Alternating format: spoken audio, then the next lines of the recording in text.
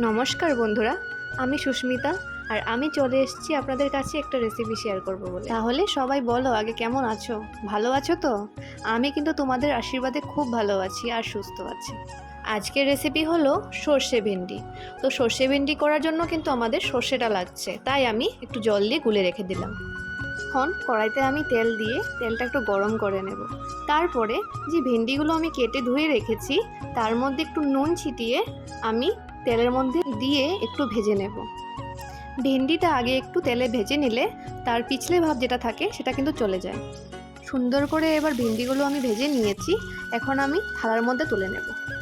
যেহেতু সেই তেল দিয়ে আমি ভেন্ডিটা ভেজে নিয়েছিলাম, তাই কড়াইতে আরেকটু তেল দিয়ে শুকনো লঙ্কা আর কালো জিরে ফোড়নটা দিয়ে দেব।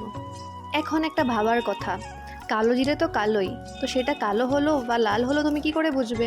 তার জন্যই কিন্তু শুকনো লঙ্কাটা সাথে দেওয়া হয়। শুকনো লঙ্কাটা যখন লাল বা কালো হয়ে আসে তখন আমরা মনে মনে ভাবি যে কালো জিরেটাও কালো বা লাল হয়ে গেছে বা ভাজা হয়ে গেছে। এখন আমি বাটির মধ্যে যে জিরে, লঙ্কার গুঁড়ো, হলুদের গুঁড়ো, তারপর ধনের গুঁড়ো রেখেছিলাম সেগুলো জল দিয়ে গুলে আমি কড়াইতে একটু কষিয়ে নেব। মশলা থেকে যখন তেল বের হয়ে আসবে তখন বুঝবে যে মশলাটা কষানো হয়ে গেছে।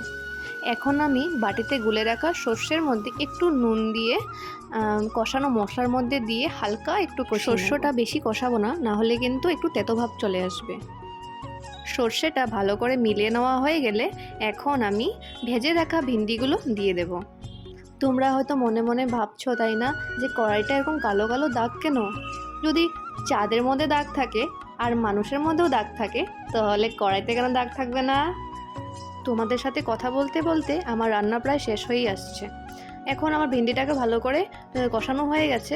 আমি যে বাটির মধ্যে সর্ষেটা গুলে রেখেছিলাম সেই বাটির মধ্যে একটুখানি জল দিয়ে ভিন্ডির মধ্যে দিয়ে দেব, যাতে ভিন্ডির ভিতর বাহিরে অন্তরে অন্তরে মশলাটা ভালো করে ঢুকে যায়। ঠিক আছে, আমি গান গাইছি না। ভেন্ডিটাকে একটু ঢেকে রেখে এখন আমি ভাতের কাছে চলে যাব। ভাত অনেক সময় থেকে আমাকে ডাকাডাকি করছে যে আমি হয়ে আসছি, আমাকে একটু চেক করো। ভাতটা দেখা হয়ে গেলে এখন আমি চলে যাব ভেন্ডির কাছে। ভেন্ডি একদম রেগে মেগে লাল হয়ে গেছে যে আমি তো রান্না হয়ে গেছি, আমাকেও নামিয়ে ফেলো। তো আমি বলছি, হ্যাঁ ভেন্ডি, হ্যাঁ আমি তোমাকেও নামিয়ে ফেলবো এবার।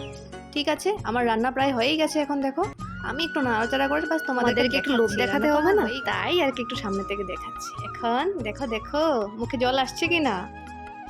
আমার মতো যদি তোমার ভেন্ডির সাথে সত্যিকারের ভালোবাসা থেকে থাকে তাহলে তোমার চোখে নয় তোমার মুখে জল আসবেই আসবে, তাই না?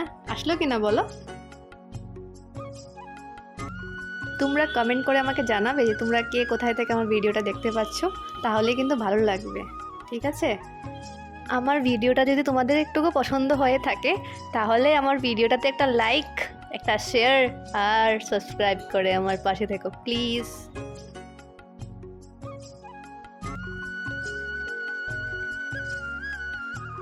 দেখে নাও বাটির মধ্যে আমি একটু লাল লাল করে উচ্ছে ভাজা করেছি, তাই তোমাদের সাথে একটু শেয়ার করলাম। তাহলে চলো আজকের মতো টাটা, দেখা হচ্ছে আবার নতুন ভিডিওর সাথে। তোমরা সবাই ভালো থেকো, সুস্থ থেকো, আর আমিও যেন সুস্থ থাকি সেটা কামনা করো। টাটা।